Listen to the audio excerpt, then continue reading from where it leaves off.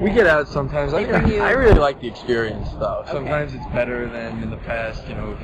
Even if you are press, you have to wait to get into the panels. Okay. So, nice room. Okay. Get Coffee. Yeah, you get a little bit of. Right.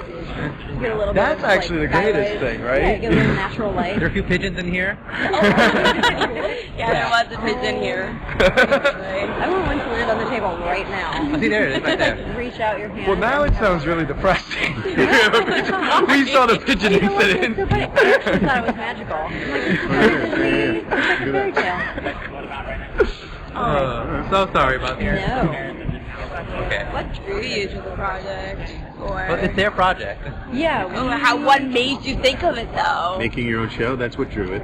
Yeah. We've been kind of Being in charge, bossing everybody around. Needle Those qualities.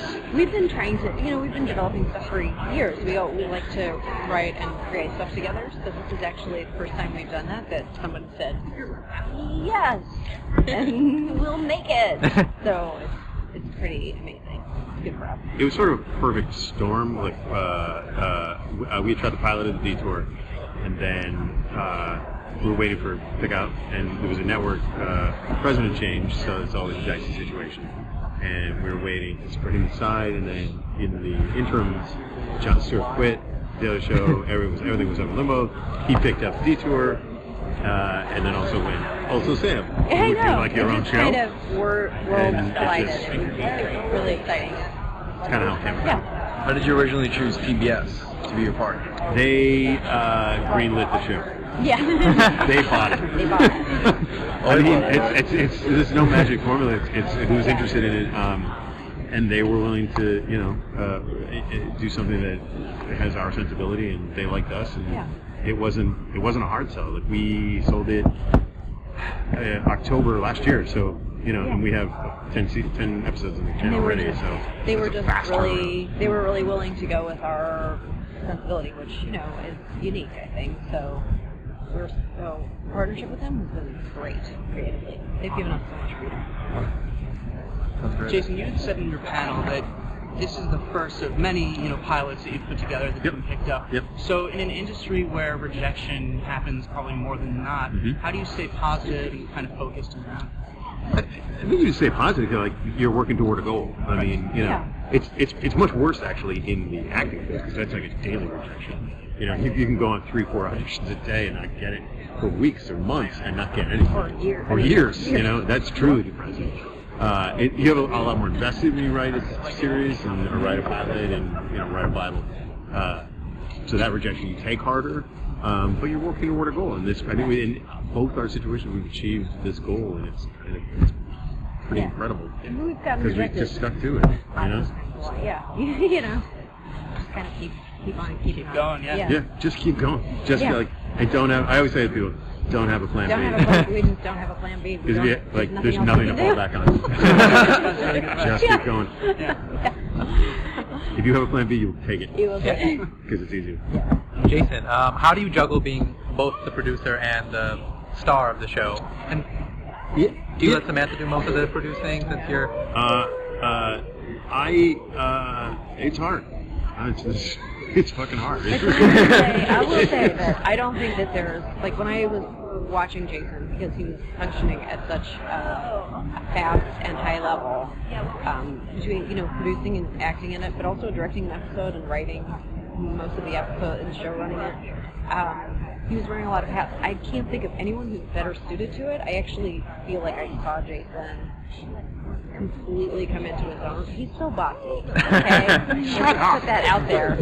So literally being able to boss everyone around was like the perfect situation for him. But it's also trust. I brought in a lot of people that I know and love their work, and could trust them to go. This is one guy who worked the Daily Show with me. He's one of the best joke writers on earth. Yeah. And I just go, this isn't funny. You guys on? And he'll throw out like 3 jokes. I'm like, yep, that's it. You have a team around you, and they can break apart. They can break things down into smaller pieces, and then you can. Like wardrobe department, I brought her. She's working at the Daily Show. It's just people I knew, and brought her with me. And she go, what do you think of this? And I'm like, great. She's like, that's it? I'm like, yeah, it's your job. Go do it. And she would come back like that, giving people you trust the creative freedom to We're number I know, one. we're trained. We're trained. We know what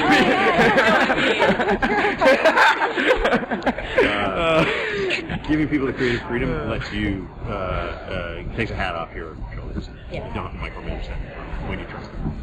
Can you give us a little tease that says the show is based on family getaways that you two have both experienced? Something that you think a lot of families actually go through, which you've turned into a funny experience. It's not so much that. It's more. The show's actually kind of morphed a little bit from that. That's how it started. It's grown into something much bigger than that, I think, now. I think it's going to be one of the... I mean, people have done it. You know, Veep does it a little bit, Silicon Valley does it, but we're truly serializing comedy. You know, if you watch episode 5 out of context, you will have no idea what's going on. The jokes are funny, but you need to see 1, 2, 3, 4. So practically every episode is a cliffhanger. I mean, yeah, it's a 10-part movie. Yeah, it's a 10-part comedy movie. Yeah. It's interesting that way. Sam, there's always this emphasis when people say, you know, it's a funny woman, and I don't think there's ever been a shortage of funny women. Right. So why do you think there is this ridiculous stigma? And I'm sure you're dealing with it a lot now as like the first female late night host. Sure. Why do you think there is this stigma, and what would you say to creative females who might be discouraged by that? Oh, well, you know, I tend to, my technique, it's a tried and true technique of like ignoring people who say shitty things. Yeah, that's what I do. I mean, I really, you know, we've done so much in our careers. We've worked for no money, and we've done comedy on vomit-strewn stages, and we've done it for nothing, and we've done it just because we loved it. So if you know, for us, we just love it. So we power through, and we try not to listen to all of, I mean, I don't want to say we don't listen to negativity, but we do try scrupulously not to take it on board. If that, and I don't know if that's helpful, but, you know, funny women, I feel like the experience of watching funny women is in my DNA. I mean, I watched Carl Burnett from the time I was like a tiny child. I have no reason to believe in my life that women aren't funny and can't run their own shows, so I don't care too much what other people. All right, thanks very much, guys. Thank you so I much. appreciate that. Thank you so much. Thank you. You too. Have Bye. fun. Have fun for the rest of Sure. Thank you. Thank you. And girls.